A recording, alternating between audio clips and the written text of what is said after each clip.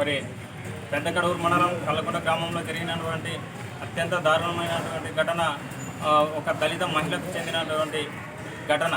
మరి ఈ ఘటన ఏ విధంగా జరిగిందంటే పెద్ద కడూరు మండలం కల్లకొండ గ్రామంలో మళ్ళీ ఆమెను వివస్త్రణ చేసి మరి 300 మంది 400 మంది దాకా ఆమెను చూస్తూ ఉండగా 100 మంది పైన ఆమెను కొడుతూ వివస్త్రణ చేసి ఈ విధంగా చేయడం వల్ల పోలీసులు రక్షించారు. కానీ ఎఫ్ఐఆర్లో మాత్రము 10 మంది పేర్లు మాత్రమే రాశారు. దీనికి నిందితులను ఇంకా మరో 100 మందిని కానీ ఇంకా 150 మందిని కానీ చేర్చి అక్కడ వాళ్ళని తక్షణమే అరెస్ట్ చేయాలని మేము డిమాండ్ చేస్తున్నాము.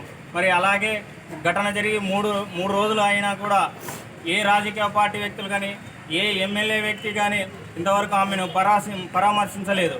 మరి ఇటువంటి ఘటన జరిగినా కూడా ఒక దళిత మహిళ అనే ఉద్దేశంతో మాత్రమే వాళ్ళు పరామర్శించడానికి రాలేదని మేము ఈ విధంగా ఆవేదన వ్యక్తం చేస్తున్నాము.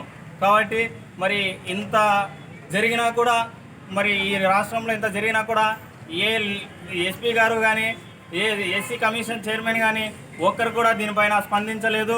మరి తక్షణమే వీరు కల్లకొండ గ్రామాన్ని సందర్శించి ఆమె బాధితురాలకి న్యాయం చేయాలని మేము డిమాండ్ చేస్తున్నాము. నా పేరు చార్లెస్ నవేంద్ర, ఎంఆర్పిఎస్ డివిజన్ అధ్యక్షుడు.